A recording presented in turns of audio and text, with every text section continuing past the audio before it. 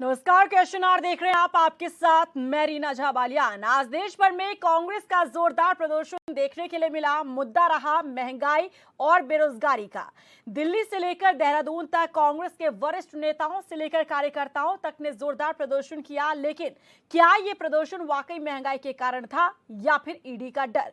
इसी मुद्दे पर आज हम चर्चा करेंगे, लेकिन उससे पहले ये रिपोर्ट देखिए। जीएसटी बंद करो, बंद करो, बंद करो, जीएसटी बंद करो। कांग्रेस इस वक्त एक्शन मोड में दिख रही है। देश में बढ़ती महंगाई और बेरोजगार को मुद्दा बनाते हुए कांग्रेस ने पूरे देश भर में जोरदार प्रदर्शन किया। इस प्रदर्शन में बड़े नेताओं से लेकर पार्टी के कार्यकर्ताओं ने हिस्सा लिया। जहां दिल्ली में कांग्रेस के नेता ब्लैक एंड व्हाइट कपड़े पहनकर प्रदर्शन करते दिखे, तो वहीं देहरादून में भी प्रदर्शन का असर नजर आया। उत्तराखंड कांग्रेस के नेता केंद्र सरकार के खिलाफ राजभवन कूच करने लगे, लेकिन पुलिस ने कांग्रेस नेताओं को हाथी बड़कला में बैरिकेडिंग लगाकर आगे जाने से रोक दिया। कांग्रेस के प्रदेश अध्यक्ष करण माहरा की अगुवाई में कांग्रेसी यहीं धरने पर बैठ गए। इस दौरान कई कार्यकर्ताओं ने गिरफ्तारी भी दी। प्रदेश अध्यक्ष ने आरोप लगाए कि केंद्र की मोदी सरकार कांग्रेस की राष्ट्रीय अध्यक्ष सोनिया गांधी और राहुल गांधी पर बदले की भावना से काम कर रही है।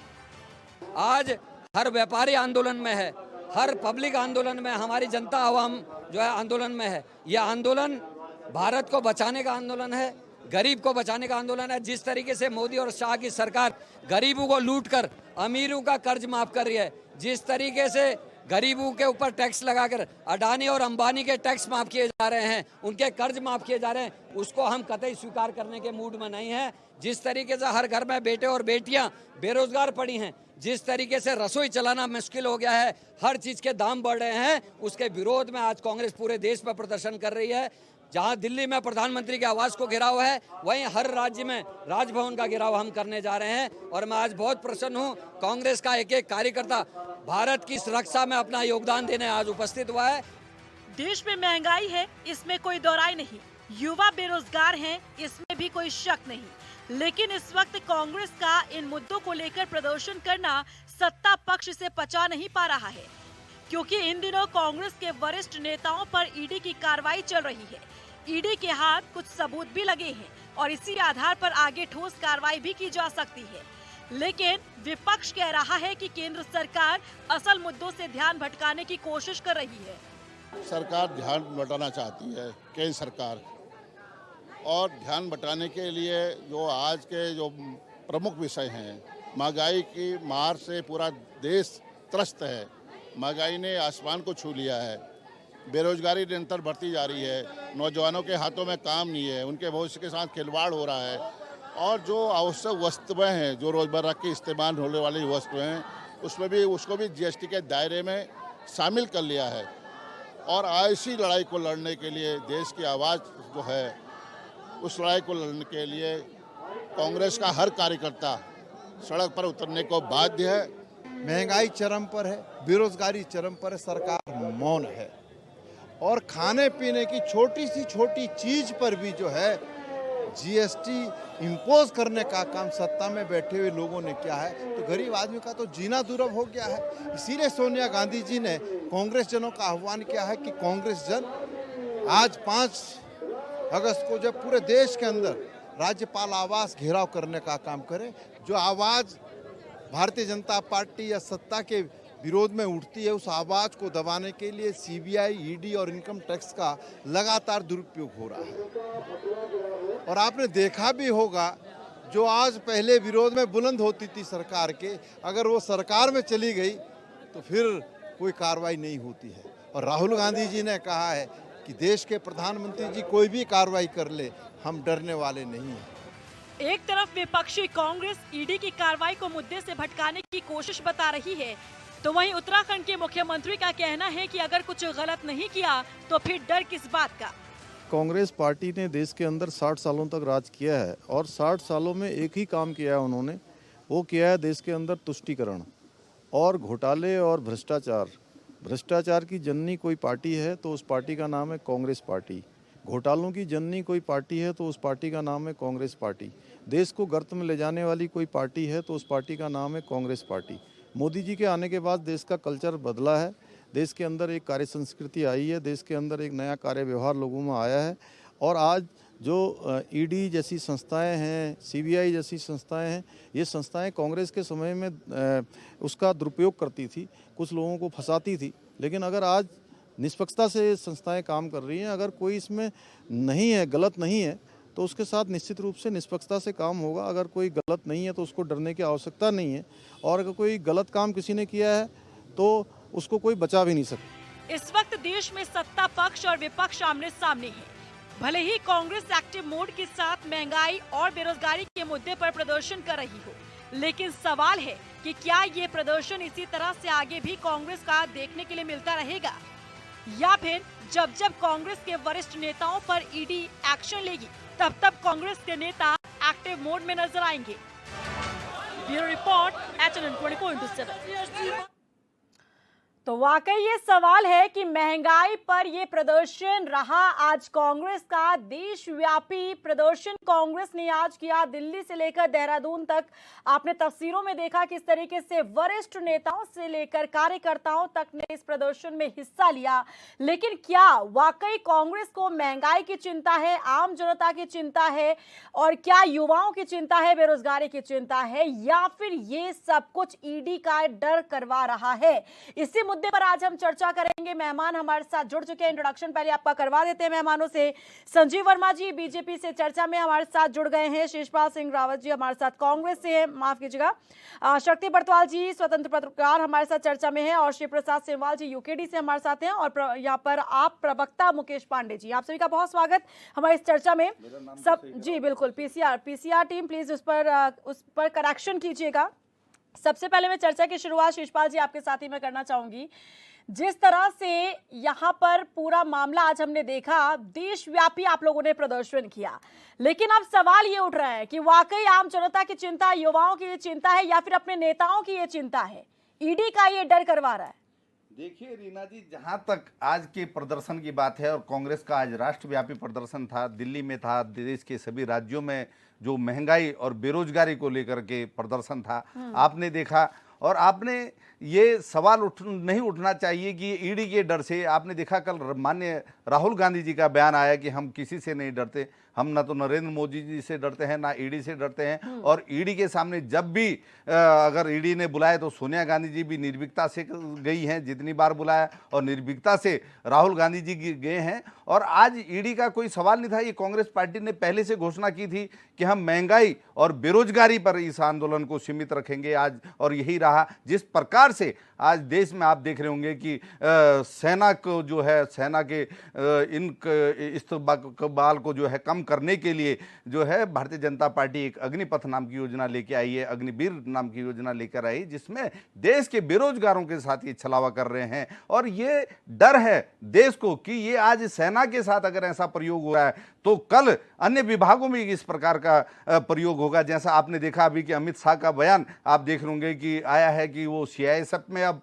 इस प्रकार का ट्रायल होने जा रहा है। आप देखिए दूसरे विभागों में लगभग सभी विभागों की आप पड़ताल करेंगे तो किस किस विभाग को जो है प्राइवेट को देंगे, कैसे करेंगे। और उन्होंने स्पष्ट शब्दों में कहा अमित शाह जी ने कि किस प्रकार से धीरे धीरे सीआईएसएफ को प्राइवेट हाथों में सौंपा जा सकता है, उस पर जो है ऐसा हम करने की सोच रहे हैं और तो करेंगे। ऐसा थोड़ी ना शिषपाल जी की कल ही महंगाई बढ़ी है, महंगाई तो देश में चल रही है ना, महंगाई तो बढ़ी है, पहले कई समय पहले से हम देख रहे हैं। युवाओं के पास ऐसा भी नहीं कि रोजगार जो था वो कल ही छीन लिया गया हो, लेकिन जो टाइमिंग है कि आपके वरिष्ठ नेताओं से ईडी की पूछताछ, ईडी के हाथ में कुछ ऐसे सुराग लगना, दफ्तर पहुंचना ईडी का, वहां पर कुछ ऐसे एविडेंस मिले हैं जिससे अब माना जा रहा है कि आगे कार्रवाई और ठोस की जा सकती है। रीना जी, इसीलिए इस टाइमिंग को लेकर सवाल उठ रहा है। तो क्या आप लोग निरंतर करते रहेंगे ये प्रदर्शन? देखिए रीना जी, टाइमिंग पर जहां तक आपने सवाल उठाया, आप बताइए। ये भारतीय जनता पार्टी से कांग्रेस पार्टी ने कहा है कि आप अग्निपथ योजना इस टाइम पर लेके आइए, या जीएसटी की काउंसिल काउंसिल की बैठक में आप जो है खाद्यान्न पर जो है जीएसटी लगाइए, दूध पर, तेल पर, दही पर। 6 साल की बच्ची प्रधानमंत्री को लेटर लिखने के लिए मजबूर है कि साहब मेरी माँ पीटती है, मैं पेंसिल और रबड़ लेने की दिक्कतें हैं। 18% जीएसटी है पेंसिल, रबड़, कटर पर। आप देखिए किताबों का, स्कूल के बच्चों की किताबों पर जीएसटी है। अंग्रेज टैक्स वसूलते थे और ये आज काले अंग्रेज जो है खाद्यान्न पर टैक्स वसूल रहे हैं। तो ये कांग्रेस पार्टी कर रही है, आप टाइमिंग की बात कर रहे हैं। और आप देखिए जहां तक मैंने कहा ईडी सवाल है, देखिए शिषपाल जी, अब सवाल ये उठ रहा है कि क्या ये निरंतर आप लोगों का प्रदर्शन चलता रहेगा जब तक सरकार इसे कम नहीं कर देती है, महंगाई कम नहीं कर देती है, या फिर युवाओं के लिए रोजगार पैदा नहीं करवा देती है, तब तक क्या आप लोगों का ये प्रदर्शन चलता रहेगा? देखिए रीना जी, लगातार कांग्रेस पार्टी अब अपनी जिम्मेदारियों को आप देख रहे हो कि जिस प्रकार से पिछले 4 माह से लगातार आपको धरने, प्रदर्शन, आंदोलन दिख रहे होंगे और मुझे लगता है कि भविष्य में बहुत ही तीव्र होंगे। अभी मैं आपको बता रहा हूं जिस प्रकार से 9 तारीख से लेकर 15 तारीख तक भारत जोड़ो यात्रा में हम लगभग सभी जनपदों में पूरे देश के कोने कोनों तक जा रहे हैं और 2 अक्टूबर से लेकर 148 दिन की जो है 15 राज्यों में 7 केंद्र शासित प्रदेशों में हम भारत जोड़ो यात्रा के माध्यम से जो जा रहे हैं। तो आपको लगातार कार्यक्रम अभी इतने लंबे मैंने आपको डिसाइडेड बता दिए। इसके बीच में भारतीय जनता पार्टी निश्चित कोई ना कोई मुद्दा डेली बेरोजगारी का है, चाहे महंगाई का है, डेली दे ही रही है। तो हमको आंदोलन करना पड़ेगा क्योंकि हम जनता के चौकीदार हैं, जनहितों की बात लगातार करेंगे और मजबूरी बन गई है। हम चाहते हैं कि ये देश के विकास के लिए, देश हित में काम करे, लेकिन भारतीय जनता पार्टी अगर नहीं कर रही, इनकी केंद्र सरकार नहीं कर रही, तो कांग्रेस पार्टी को मजबूरन आंदोलन करना पड़ेगा, लोकतांत्रिक तरीके से बात उठानी पड़ेगी। ठीक है संजीव वर्मा जी, असल मुद्दों से ध्यान भटकाने की कोशिश है केंद्र सरकार की, ये कहना है विपक्ष का। ईडी का डर दिखाया जा रहा है विपक्ष को, ये आरोप विपक्ष लगा रहा है और जिस पर काम करना चाहिए उस पर सरकार ने काम नहीं किया है। महंगाई, बेरोजगारी, जीएसटी में इस तरीके से इजाफा, तमाम ये आरोप विपक्ष की तरफ से लगाए जा रहे हैं। जवाब दीजिए। तारीख क्या है? 5 अगस्त, यानी कि आज 370 इम्पोज हुई। आज ये अब 370 में डिबेट हो रही है। आज बताइए, ये डिबेट को घुमा रहे हैं संजीव जी। आज महंगाई पे बात कीजिए, महंगाई और बेरोजगारी पे बात हो रही है। 370 अगस्त को राम मंदिर का ये मुद्दे से मैं फिर जवाब दूंगा, फिर बोलूंगा गलत बात कर। अभी एक सेंटेंस आया है शिवपाल जी, आने दीजिए। शिलान्यास हुआ था और चलिए, आपके संजीव जी आपके ऑडियो में दिक्कत हो रही है, आपका ऑडियो नहीं पहुंच रहा है। मैं वापस आऊंगी आपके पास, मैं रुक करती हूं आगे और यहाँ पर मैं रुक करना चाहूंगी मुकेश पांडे जी। मुकेश पांडे जी, क्या कहेंगे आज के इस प्रदर्शन को देखते हुए? देखिए, मैं सबसे पहले यही कहूँगा कि अगर भ्रष्टाचार पे ईमानदारी से कार्रवाई होती है तो उसका हम स्वागत करते हैं जी, मगर अगर सिर्फ इस द्वेष भावना से कार्रवाई होती है कि हम विपक्ष की आवाज़ बनकर हम सरकार के खिलाफ, उनके जुर्म के खिलाफ या उनकी तानाशाही के खिलाफ अगर आवाज़ उठाते हैं, उस पर हमें ईडी का, सीबीआई का कोई भी धमकी होती है, तो वो बिल्कुल गलत है। आज स्थिति उत्तराखंड में देख लीजिए, यूके एसएससी का मैटर ले लीजिए, वहाँ पे 14 लोगों की गिरफ्तारी हुई है, केवल फॉर्मेलिटी है। अगर आपको ये सीबीआई का, ईडी का वाकई में है तो उस पर जांच बिठा लिए ईमानदारी से, और जो उसमें दोषी लोग, क्योंकि उसमें लाखों हमारे यहाँ के युवाओं के भविष्य का सवाल है। 1,60,000 लोग जो इसकी परीक्षा पास कर चुके हैं, 2 लाख लोगों ने इसमें करोड़ों रुपए दिए हैं, उसके बारे में उस पर आप सीबीआई करिए, उस पर आप ईडी बिठा लिए। आप खाने पीने की चीज़ों में जीएसटी लगाएंगे।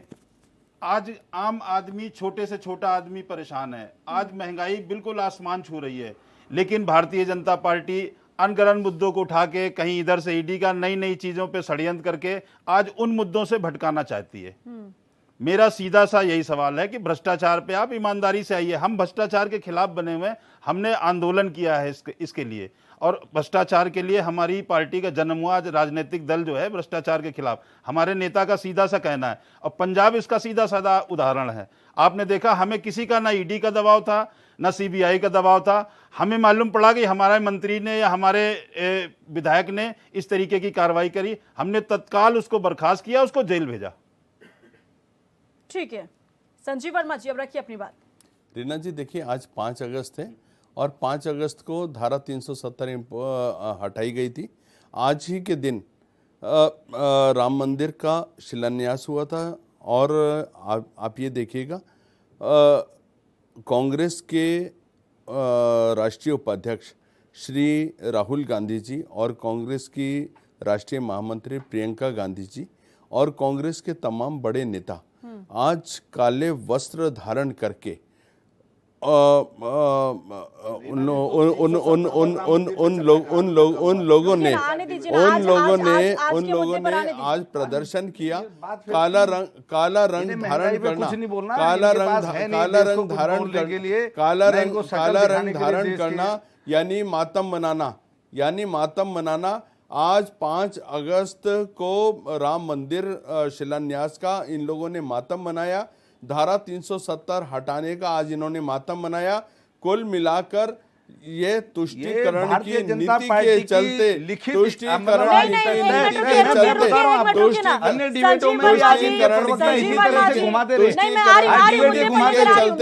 मुसलमानों को खुश करने के लिए आज आपने काले वस्त्र धारण किए। आज आपने राम मंदिर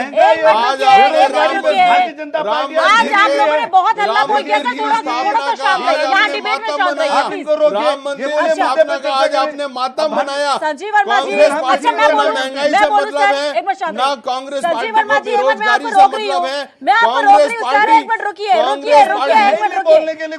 कांग्रेस पार्टी केवल और केवल आज जिस तरह से इनकी राष्ट्रीय अध्यक्षा एक तरफा बोल रहे हैं जिस तरह से इनकी राष्ट्रीय अध्यक्षा सोनिया गांधी जी और राहुल गांधी जी लगातार उनके ऊपर ईडी से पूछताछ हो रही है। संजीव जी, अब शांत रहिएगा। उससे ध्यान भटकाने के उद्देश्य से ध्यान भटकाने का काम आप कर रहे हैं। एक मिनट शांत रहिएगा प्लीज, एक मिनट शांत रहेगा। संजीव वर्मा जी, मकसद कांग्रेस का कुछ भी रहा हो, लेकिन जो प्रदर्शन का टॉपिक लेकर ये चले, एक बेरोजगारी, दूसरी महंगाई, इस पर कोई शक नहीं है कि देश के भीतर ये मुद्दे हैं, वाकई ये मुद्दे हैं जिस पर बात करने की आवश्यकता है।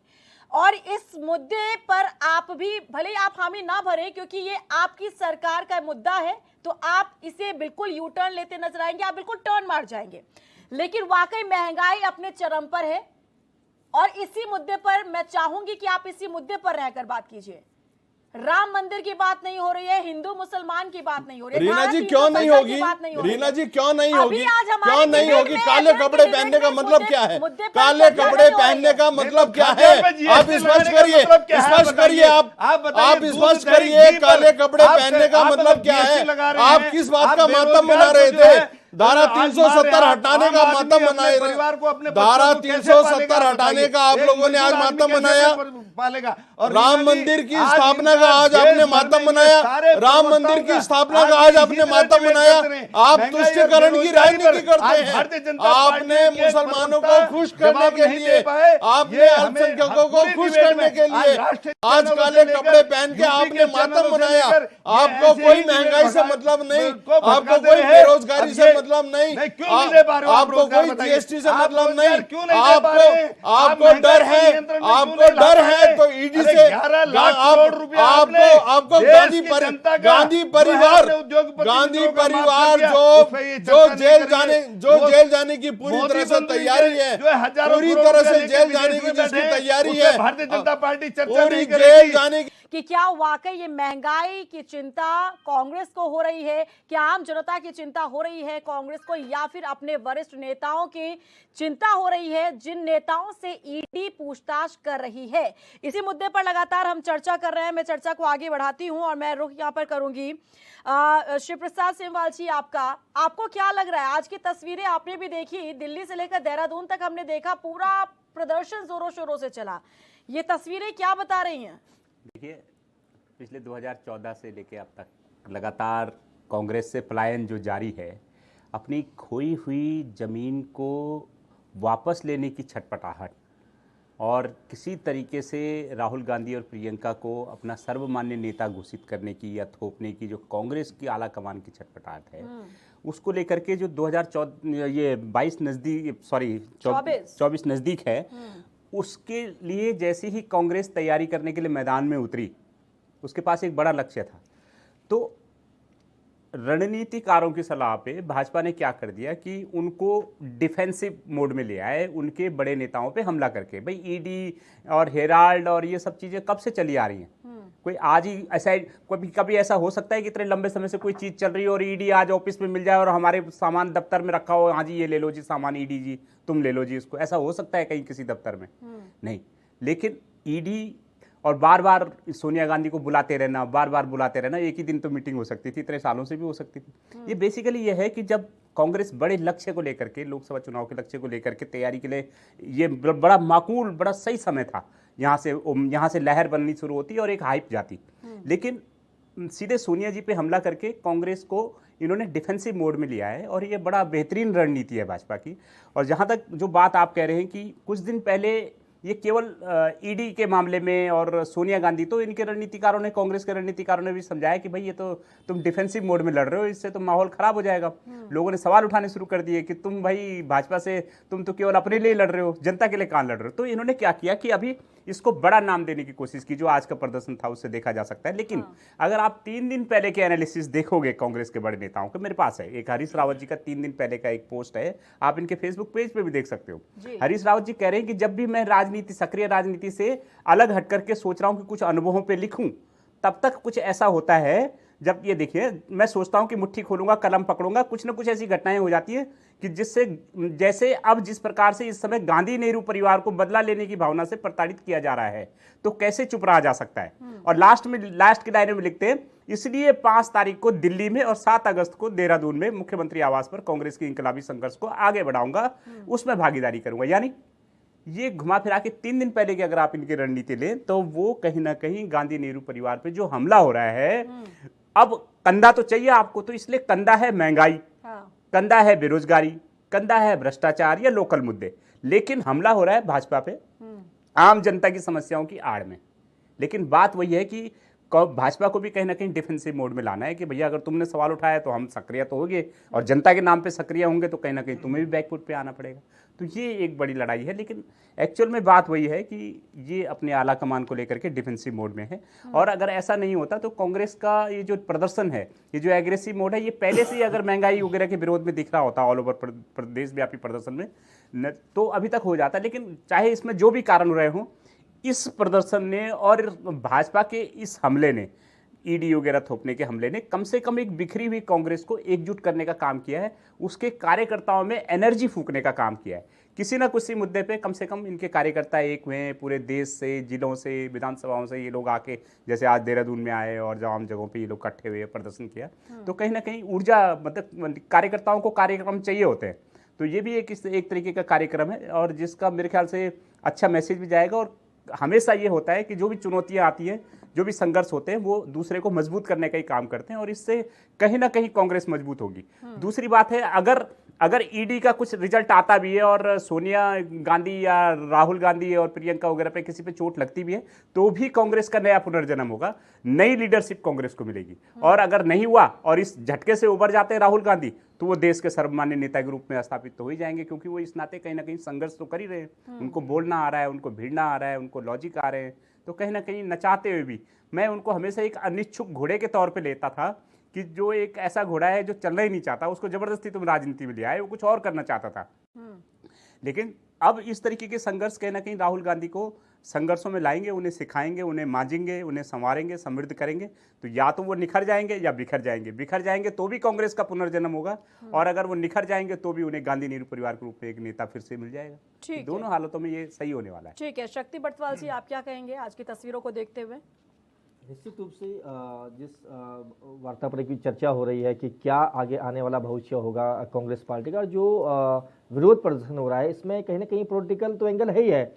महंगाई, बेरोजगारी के बहाने कहीं ना कहीं वो जो ईडी का मामला है, ईडी का मामला इसलिए रीना जी इसको समझना पड़ेगा कि 2002 से और 2014 तक जो ईडी के छापे पड़े थे और जो ईडी ने कंप्लायंस लिखी गई थी, तो 112 मामले हैं जो पार्लियामेंट्री कमेटी ने अपनी रिपोर्ट दी है, यानी कि 10 साल के भीतर।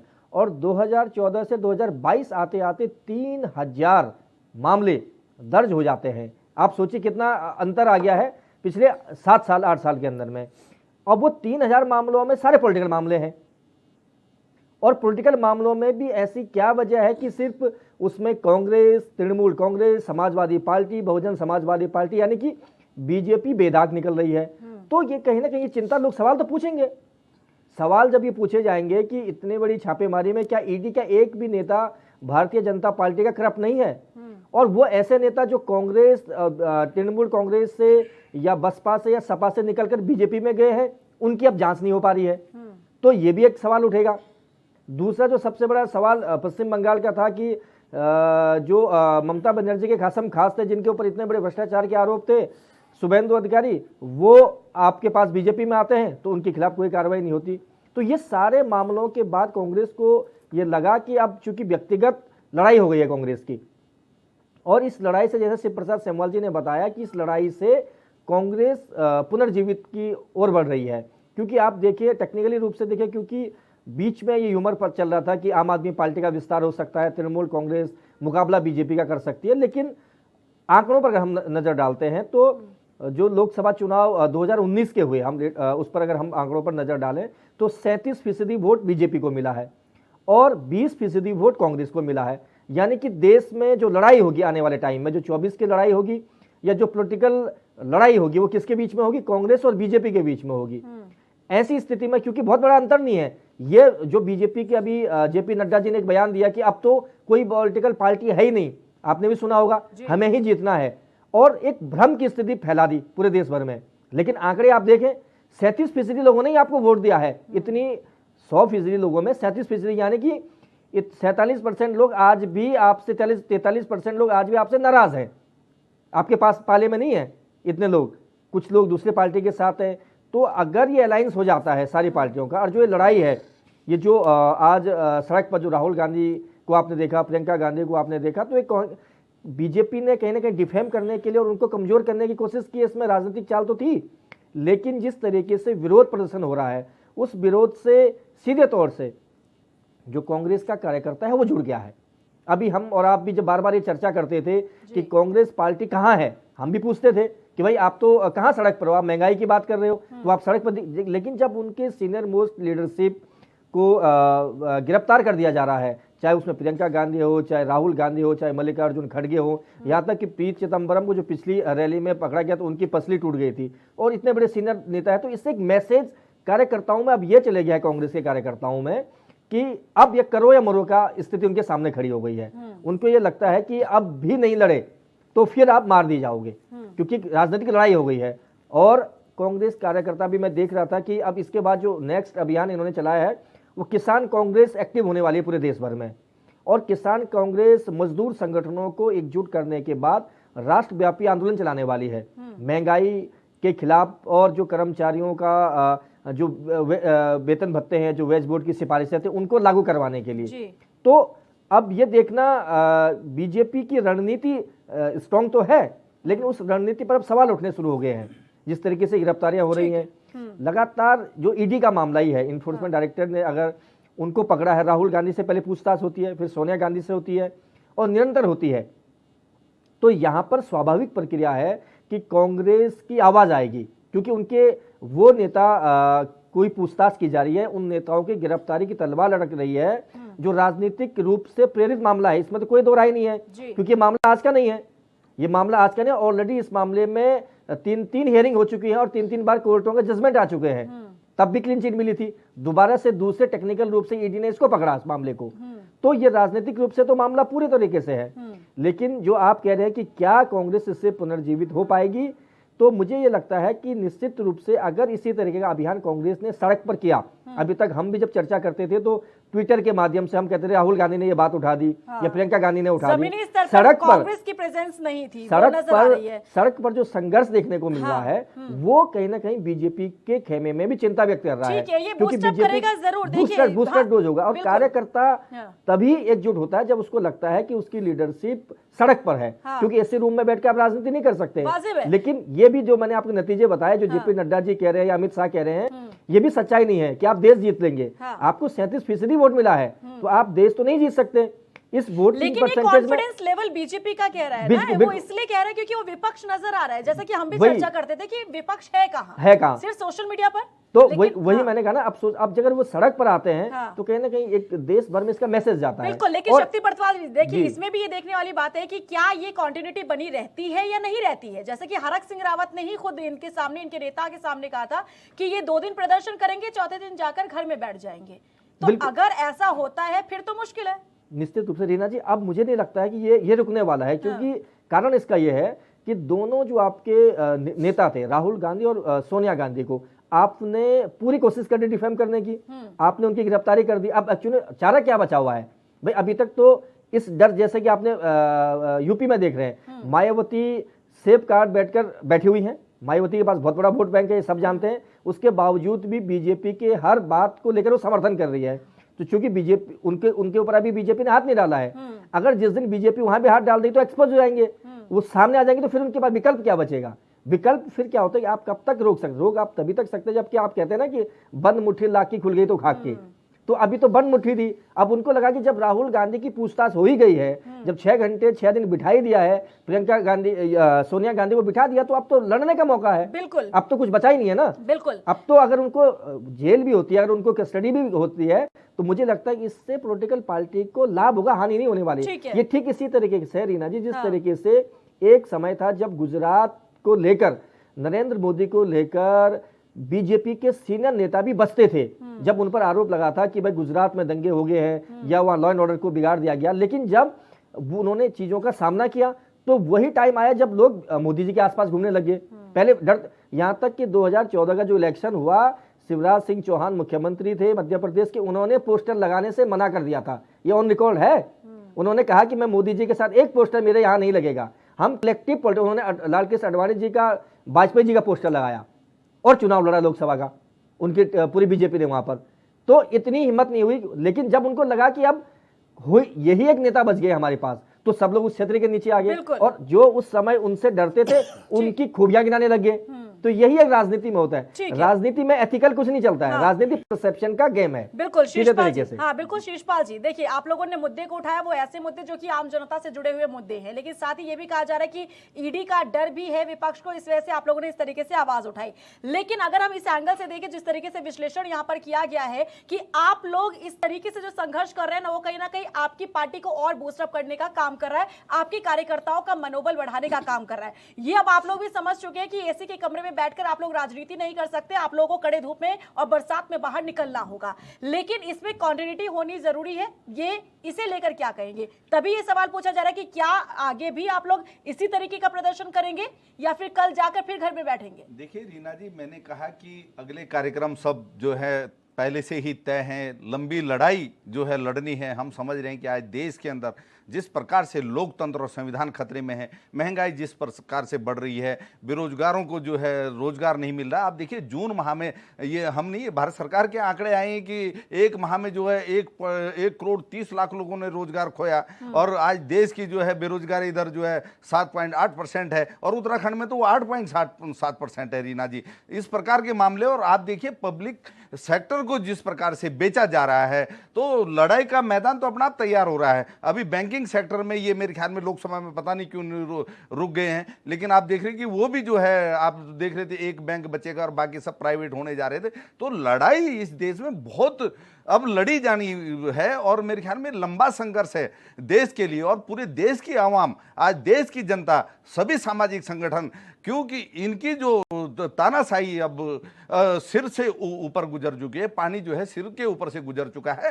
तो अब लड़ाई के लिए मैं कांग्रेस पार्टी का पूरा देश आज तैयार है। आम आप जाइए, गरीबों के बीच में आप जाइए, जो लोग बेचारे अभी आटे का कट्टा, जो देखिए इनके जीएसटी के बाद अब 50 रुपये सीधे सीधे एक कट्टे पे बढ़ गए हैं। हर चीज पे, दूध पे, दही पे, तेल पे, घी पे, मतलब ऐसा कोई सेक्टर नहीं छोड़ा मैं कह रहा हूं जिसपे कि जो है महंगाई की मार ना हो। आम आदमी पर जब मार पड़ेगी और घर में जब आप देखिए आपका भाई होगा, कहीं बेटा होगा या घर में कोई दूसरा बड़ा होगा, सब बेरोजगार होंगे, रोजगार नहीं मिल रहा होगा, तो आज देश की स्थितियां ऐसी हैं कि लड़ना पड़ेगा। और लगातार लड़ाई के लिए अब कांग्रेस सड़कों पर है और मुझे नहीं लगता कि ये सिलसिला रुकने वाला है। और मैं, आप रीना जी, मुझे लगातार आपको लगेगा और देश देश की जनता आज केवल और एक केवल विरोध के स्वर में, और आज भारतीय जनता पार्टी की अगर कुरीतियों के खिलाफ अगर कोई एक नेता लड़ रहा है तो राहुल गांधी आज देश को लड़ते हुए दिखाई दे रहे हैं और लड़ भी रहे हैं। और ये आपको उनके नेतृत्व में देश एकजुटता की ओर बढ़ते हुए दिखाई देगा। और विपक्ष का संघर्ष मैं आपको कहता हूं,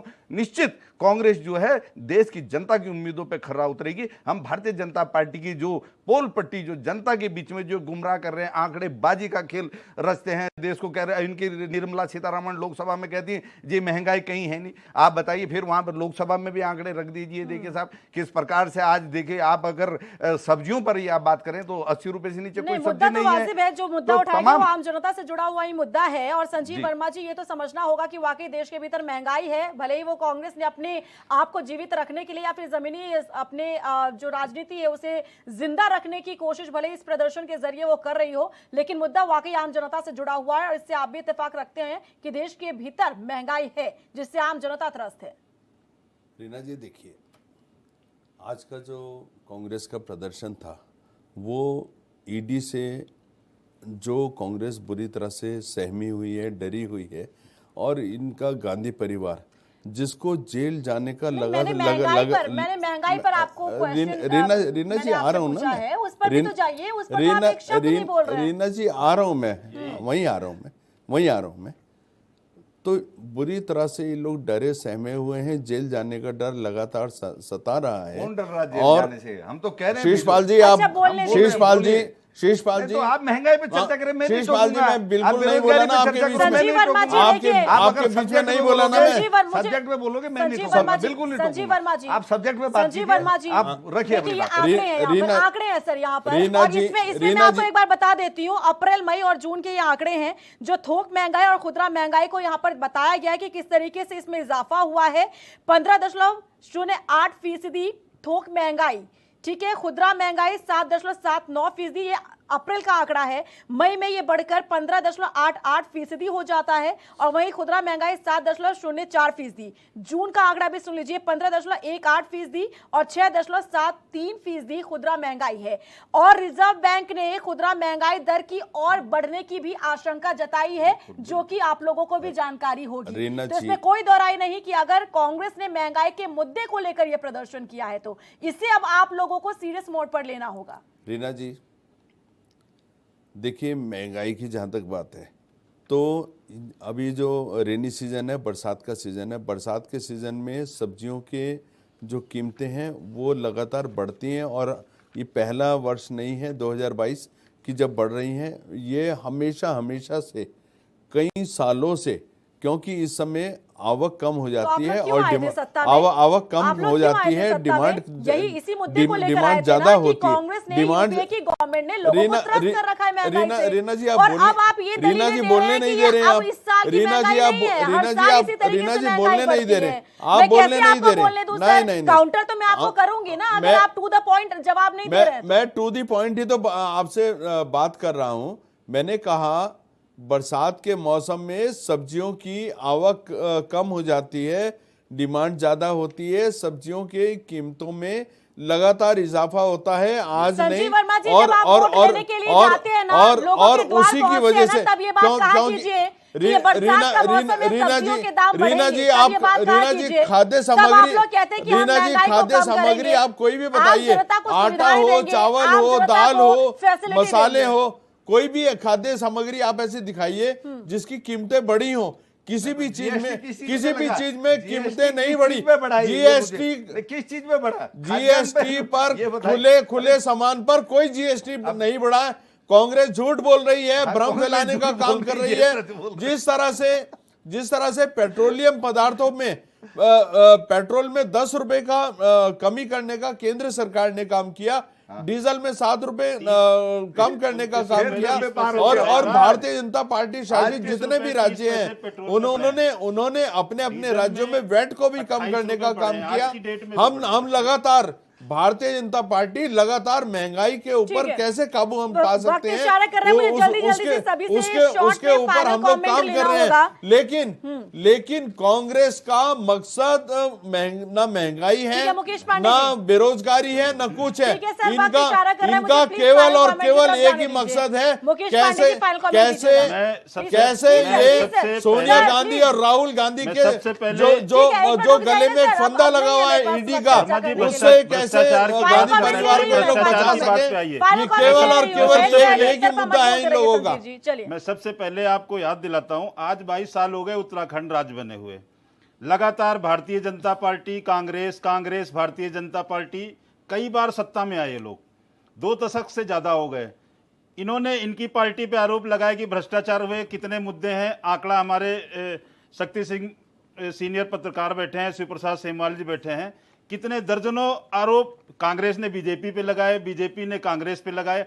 आज तक कितनी जांचें हुई, कितनी सीबीआई से जांचें हुई, सत्ता में ये भी थे, सत्ता में ये भी हैं। देखिए, सबसे पहले भ्रष्टाचार पे ये ईमानदार नहीं है दोनों दल। हमारा आम आदमी पार्टी, हमारा जन्म है भ्रष्टाचार के खिलाफ। ईमानदारी से आप आइए तो भ्रष्टाचार आज भी भ्रष्टाचार के ऊपर आए थे आप, लोकायुक्त के नाम पे आए थे ना दिल्ली में। हमारे लागू कर दिया क्या आपने दिल्ली में लोकायुक्त? एक उदाहरण दे दीजिए। अरे दिल्ली में लोकायुक्त, एक उदाहरण दे दीजिए। अरे एक उदाहरण दे दीजिए। भ्रष्टाचार में आज कितने आरोप आप पे जेल में है? 2 दशक से ज्यादा जेल में है। आपके मुख्यमंत्री जेल जाने वाले हैं, केजरीवाल भी जेल जाने वाले हैं। अगर भ्रष्टाचारी हैं तो जेल भेजिए। बिल्कुल जाएंगे, बिल्कुल जाएंगे, बिल्कुल जाएंगे, कोई भी हो, बिल्कुल जाएंगे। आपके पंजाब के आपके जो मंत्री हैं वो जेल गए ना, जेल गए ना। संजीव जी देखिए, आपने चुनाव से पहले आपने आतंकवादी भी केजरीवाल जी के लिए कहा था। वहाँ की जनता ने, जांच चल रही है, जांच चल रही है, 100% जाएंगे। जांच चल रही है, जांच चल रही है, जांच चल रही है और 100% जेल जाएंगे। आप थोड़ा सा धैर्य रखिए और थोड़ी प्रतीक्षा रखिए। देखिए, वर्तमान में जो नरेंद्र मोदी जी का जो नैरेटिव है, उसके सामने ये बात स्वीकार करनी पड़ेगी कि सोनिया जी, राहुल जी कोई टिकता नहीं है वर्तमान में। ये कांग्रेस स्वीकार करके इसका तोड़ निकालना पड़ेगा कांग्रेस को। नंबर दूसरी बात, वर्तमान में कांग्रेस को जनता को महंगाई की कोई ज़्यादा फिक्र नहीं है। उन्होंने कहा पेट्रोल बढ़ जाए कोई बात नहीं। भाजपा का जो ध्रुवीकरण का एजेंडा है वो बिल्कुल सही पैटर्न पे चल रहा है, और जब तक भाजपा का ये ध्रुवीकरण का एजेंडा ये पैटर्न पे है सही, तब तक जनता के लिए कोई मुद्दा, चाहे हिंदूवाद हो चाहे राष्ट्रवाद हो, जब तक ये एजेंडे हैं और जिस तरीके से ध्रुवीकृत हो रहा है, तब तक भाजपा को कोई प्रॉब्लम भी नहीं।